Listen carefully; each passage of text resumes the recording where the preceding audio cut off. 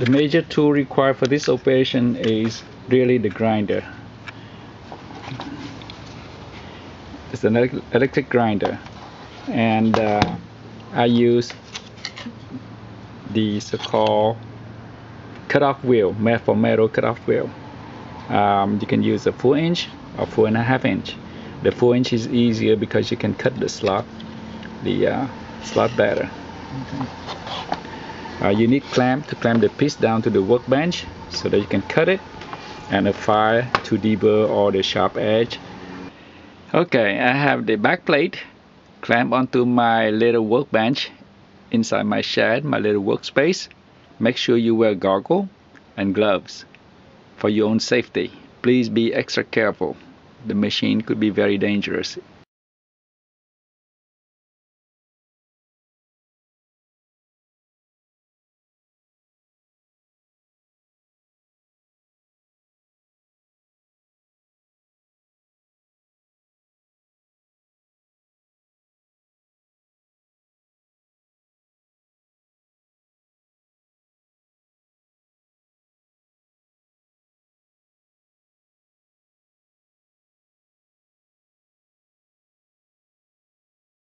Initially I used the round side.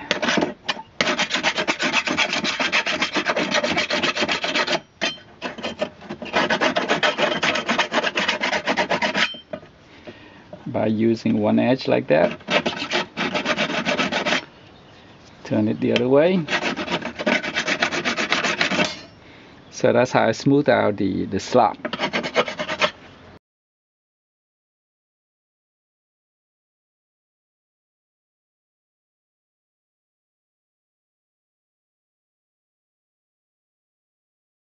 Once the two back plates are done, they should be able to interlock and stand on their own just like that.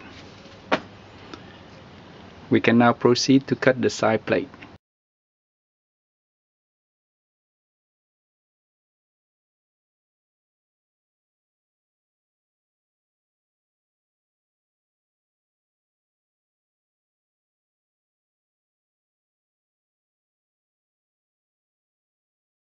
Later I will round out these two notches with a round file. The slot for the bottom plate, the red line here, will require a so-called plunge cut.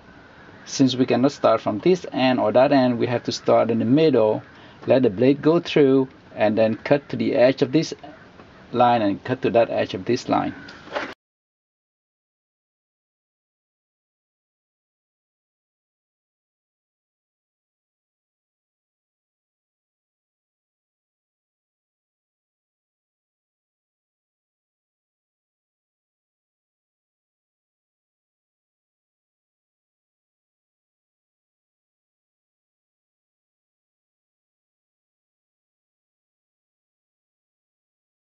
Now we'll be working on the top feet front plate.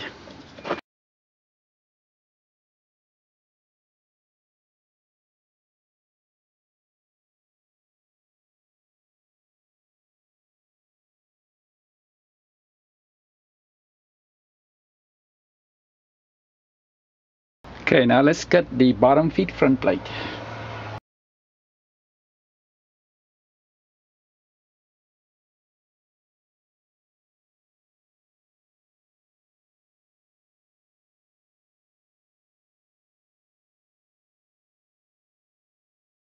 So we'll cut out those 4 notches. Notice that how the tongue of the bottom plate doesn't quite fit into the side plate yet.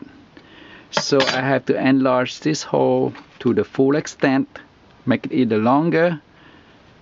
Okay, actually it is already long on this side but on that side, but not quite as long on that side. At the same time, I want to make sure that it fit in easily when we assemble the stove. So for that purpose, I'm going to use a Dremel tool with a little grinding blade, or in this case a diamond grinding blade.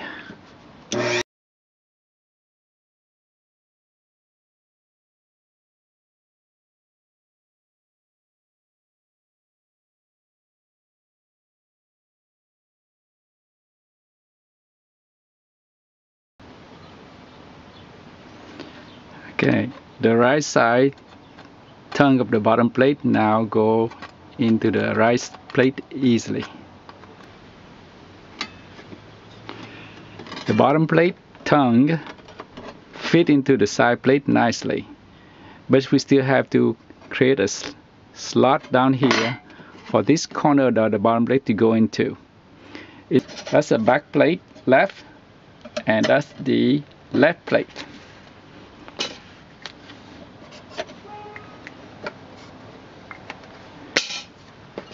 We know the bottom plates have to be roughly at about the same height. So we're going to do that. And since we don't know, well, I'm going to guesstimate distance between that two. And as a result, I'm going to do a cut like that.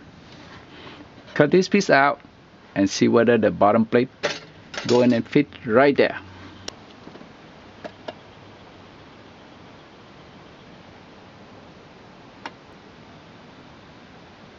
Okay, so here's the final plate. I cut a little bit more here. Make this edge here slant in. Make it easier to insert into the side plate. And slant this edge here in a little bit more. Let's see how it works.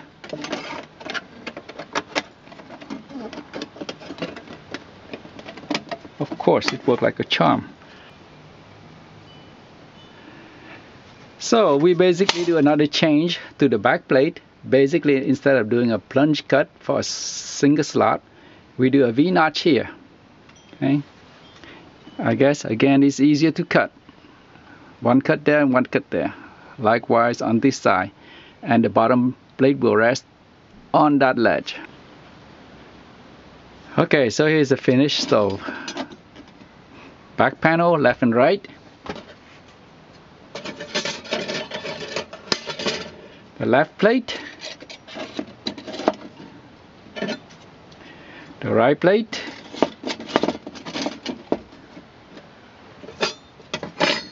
the bottom plate,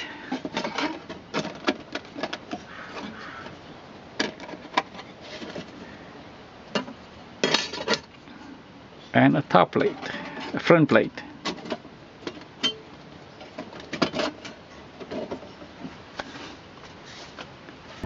Another construction note regarding the front plate. You want to cut the front plate, this one here, right in the middle or maybe a little bit in. Okay, the idea is when you slide the front plate down, okay, it should pull in the side plate and hold the bottom plate in place securely. That way the whole structure now become as a rigid. Okay.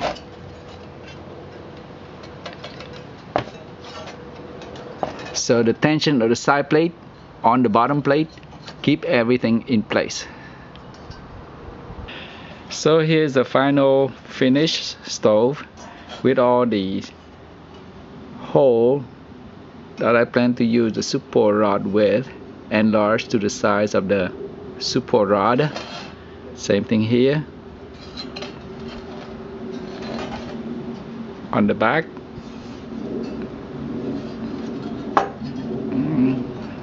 And here the air hole for the back plate, these two, and the bottom plate with a 3/8 of an inch air holes.